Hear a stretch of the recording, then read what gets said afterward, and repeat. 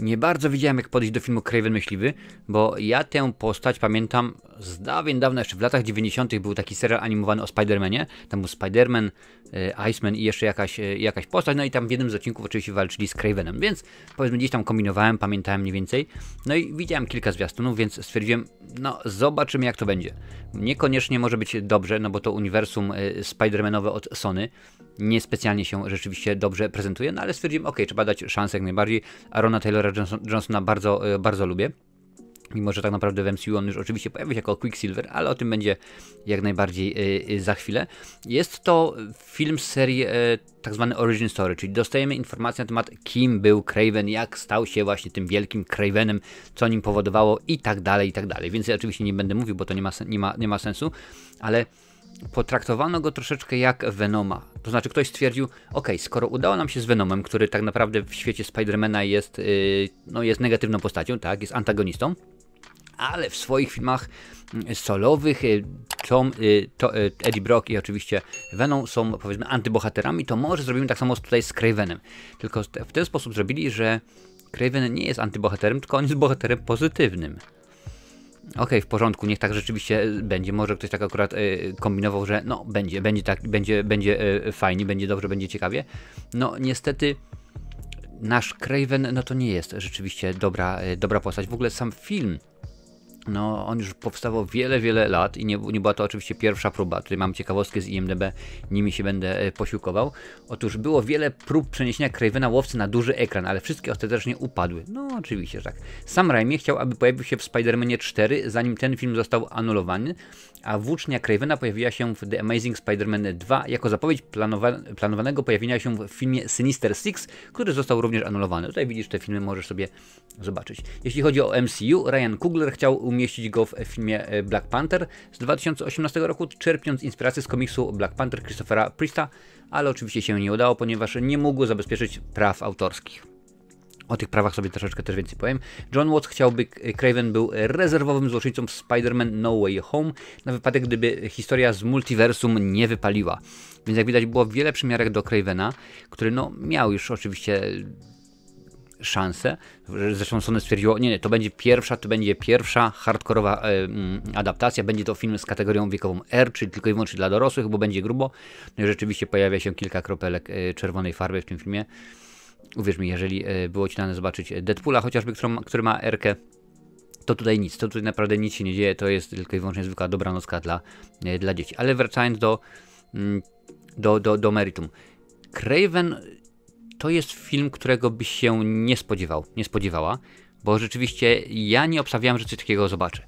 Tak, jak najbardziej. Chciałem dowiedzieć się, jak ten Kraven stał się tym, kim jest, jak się stał oczywiście łowcą, co nim, że tak powiem, powodowało, ale jest jeden wielki problem. Okazuje się, że wyobrażamy sobie go jako twardziela, wiesz, człowieka, który no, jest mocny, jest super świetny w sztuce walki, inteligentny i w ogóle umie posługiwać się brońmi, różnego rodzaju truciznami i tak dalej, wiesz, dasz mu pasek, to on z niego zrobi lasso, włócznie, cokolwiek, bo MacGyver, nie? A tutaj się okazuje, że nasz Kraven... Dzień dobry, pani otworzy drzwi? Oczywiście, że tak. Proszę bardzo. Ładne perfumy pani dzisiaj, pani dzisiaj pachnie. To nie ja nie używam perfumów. Pani mąż, wiesz co, i tak by się kiedyś wcześniej dowiedziała o tym, że masz romans. I tak się zastanawiałem, o co tutaj chodzi. Wiesz, bo niby on jest twardy, niby on jest ten, ale to jest taki fajny, tak wiesz, do ręki przyłóż, do rany właściwie trzeba by powiedzieć przyłóż. No i zastanawiam się, czy reżyser wiedział, gdzie i dla kogo tego Cravena chce zrobić, bo w pewnych scenach oglądamy to i jest on ukazany jako postać, która byłaby idealna naprawdę w Bambi, która by się cudownie w Bambi znalazła, czy w Jumanji chociażby, nomen omen, w tym filmie. A w innych po prostu to jest, wiesz, twarda postać, która rzeczywiście, no, powinna robić wrażenie, ale nie. Są sceny, gdzie Kraven biega bardzo szybko, uwierz mi. Bardzo szybko, no, powiedzmy, jest w stanie dogonić auto. Jest w stanie to auto pociągnąć, uderzyć, żeby ono się nagle przewróciło. Tak, jak najbardziej potrafi. A są też sceny, w których Kraven myśliwy wchodzi po ścianie niczym Spider-Man. Właśnie tak się porusza. I rzeczywiście zastanawiałem się, o co tutaj chodzi. Czy my rzeczywiście mieliśmy dostać film o Spider-Manie, czy o Cravenie? Kim on tutaj rzeczywiście jest, bo zaczynamy z wysokiego C, scena w więzieniu naprawdę mi się podobała, abstrahując od tego, że efekty specjalne są beznadziejne i rzeczywiście te 110 milionów budżetu to chyba nie wiem na co poszło, tyle było budżetu tegoż filmu.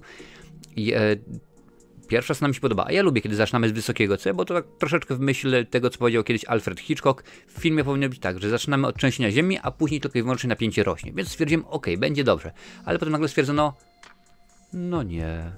To teraz to opowiemy wam dobranockę o tym, jak Misi Uszatek i w ogóle i tak dalej i się dzieje. No i rzeczywiście nie jest to fajna sytuacja, wiesz, nie jest to dobry. Pojawia się kilka innych postaci, którego z Marvela można kojarzyć. I jeżeli znasz komiksy, to tak, pewnie tak. W ogóle sytuacja była też taka z samym Aaronem Taylorem Johnsonem, że reżyser bardzo nie wiedział, kto to jest. A jak się łatwo domyśleć, Aaron Taylor Johnson nie był również pierwszym wyborem do roli Cravena. Zanim Aaron Taylor Johnson został obsadzony w roli Cravena łowcy, o rolę tę ubiegali się, uwaga, Brad Pitt, Keanu Reeves, Adam Driver i John David Washington. John David Washington, sprawdź sobie, kto to jest. No ale będziesz wiedzieć.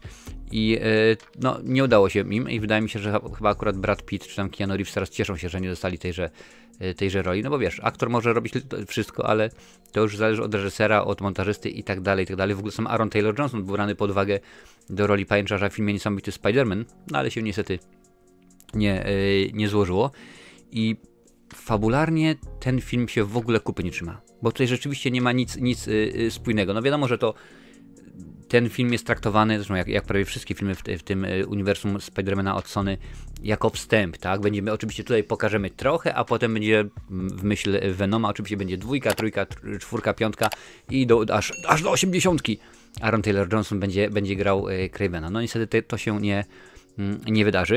Jak już mówiłem wcześniej, pojawia się kilka innych postaci, między innymi mam tutaj zanotowane, pojawia się Calypso, tak, Calypso, która w komiksach o Spider-Manie jest super złoczyńczynią, jest bardzo złą osobą, to antagonistka, tutaj jest dobra, no ale okej, umówmy się, że to co Craven prezentuje w starciu ze Spider-Manem, to będzie złe, tylko że akurat on nie prezentuje tutaj nic, co jest złe, bo wszystko tutaj Craven robi jest dobre, on ci oczywiście ma swój kodeks honorowy i tak jeżeli popatrzy na to, co on robi, do pewnego stopnia to powiedzmy tam gdzieś pasuje temu, co się dzieje ze Spider-Manem. No okej, ale pojawia się Calypso. Oczywiście, że tak, akurat w tym. Do tej roli oczywiście została wybrana Ariana DeBois, no ale też nie była pierwszym wyborem, bo zanim ona otrzymała tę rolę, to wcześniej o tę rolę starały się Jodie Turner-Smith i Taylor Page.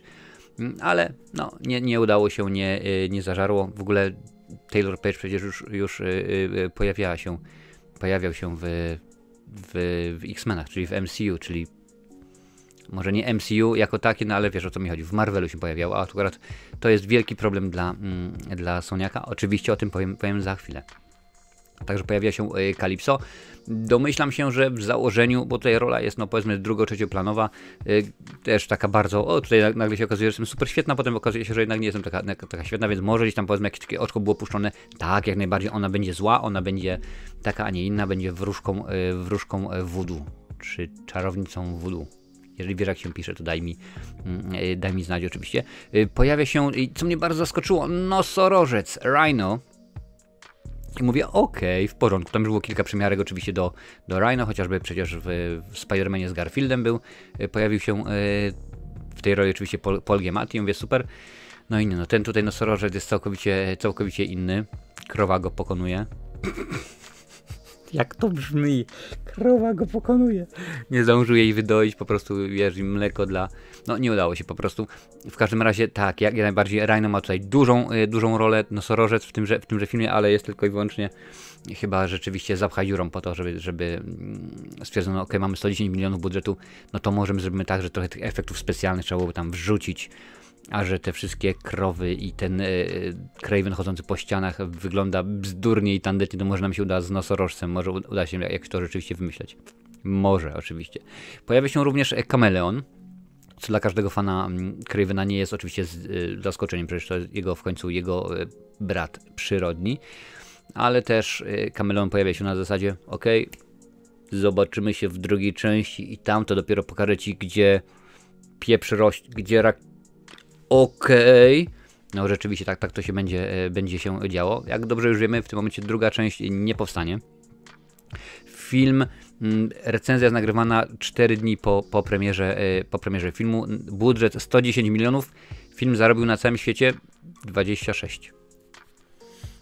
Najgorsze otwarcia, Morbius i Madame Web też miały lepsze otwarcia niż ten film. A Morbius i Madame Web to są filmy, które mają na Rotten Tomatoes odpowiednio 15 i 11%.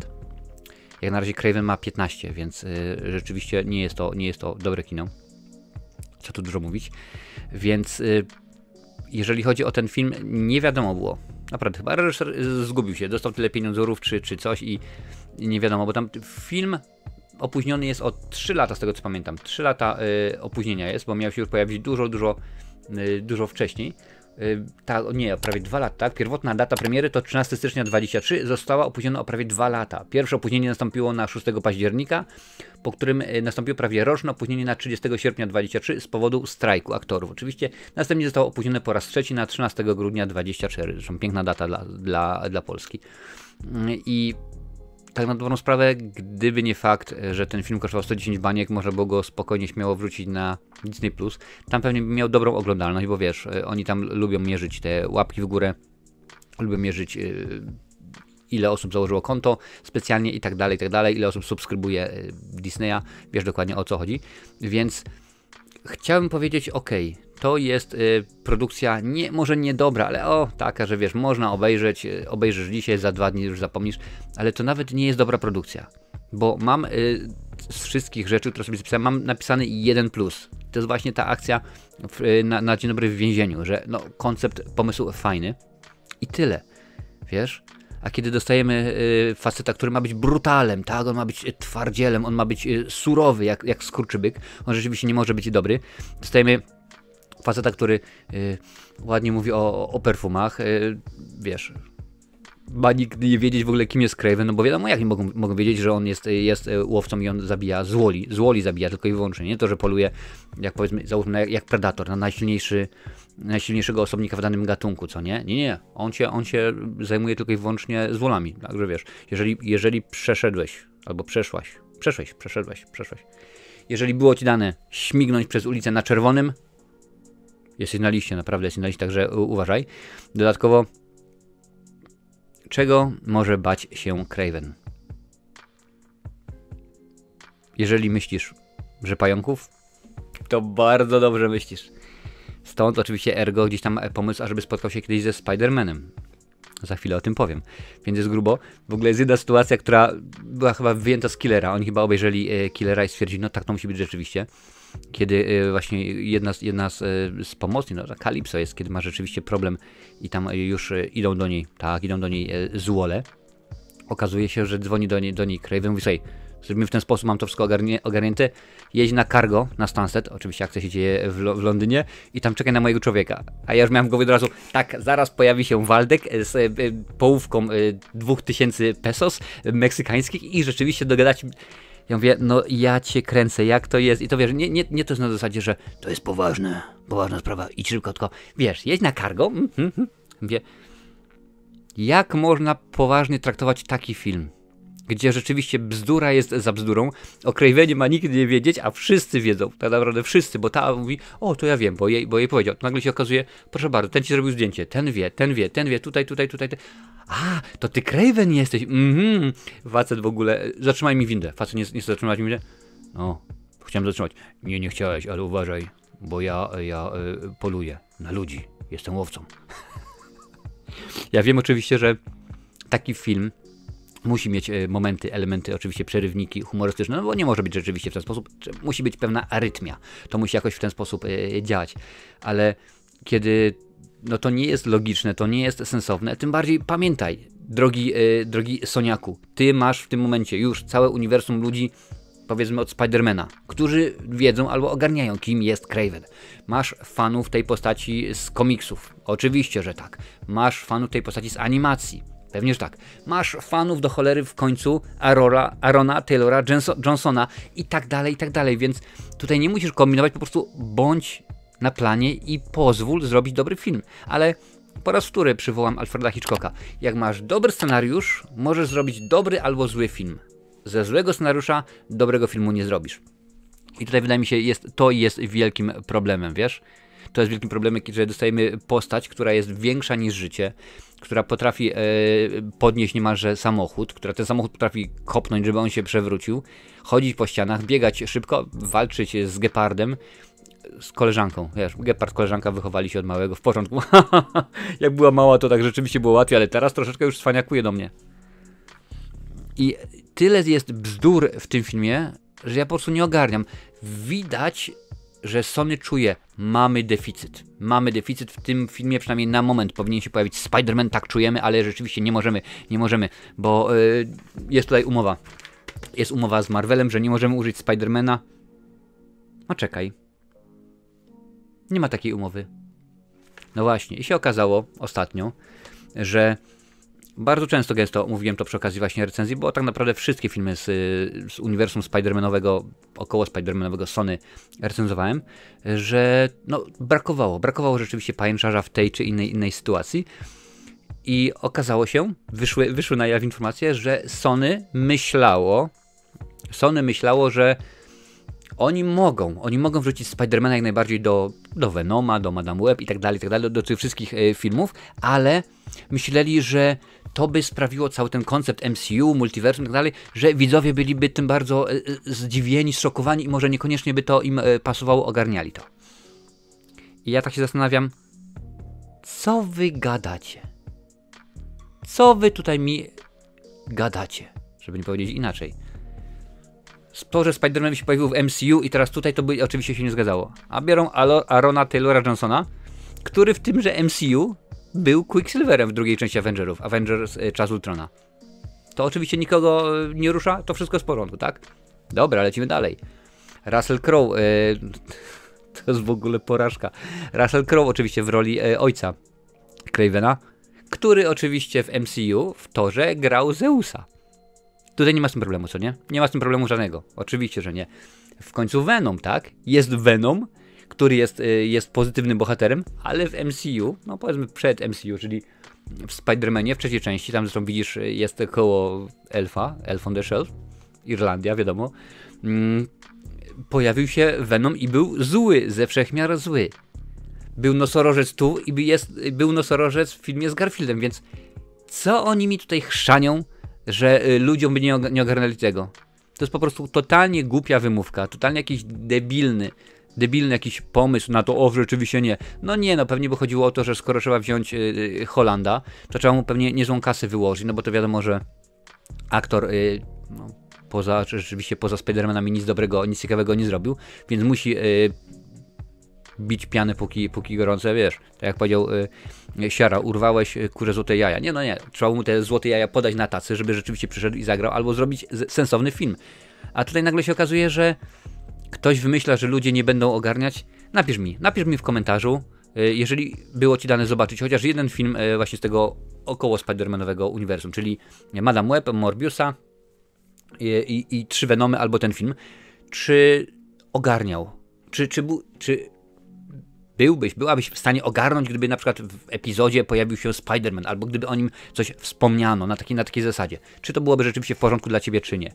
Bo wydaje mi się, że raczej jesteśmy inteligentnymi osobami i spokojnie byśmy sobie dali radę z tym. W każdym razie oni stwierdzili, że nie, dziękuję bardzo, to nie ma sensu. I to tak naprawdę położyło, bo widać, są sceny, chociażby w Cravenie, gdzie tego Spidermana chcą wrzucić, ale nie mogą, albo nie chcą, bo oni akurat są po prostu dęciaki, więc nie specjalnie. No i rzeczywiście widać, że brakuje. Dlatego nie, ja ci Cravena nie polecę, nie ma takiej możliwości. To jest po prostu bzdurny film, to jest głupota. Zresztą jest to film, który położył całe uniwersum Spider-Manowe odsłaniacza. Ostatni film z tejże serii, więcej już nie będzie.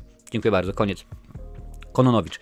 Więcej nie będzie już niczego i Craven Myśliwy, tak samo jak i oczywiście Venom, tak samo jak i oczywiście Madame Web i Morbius.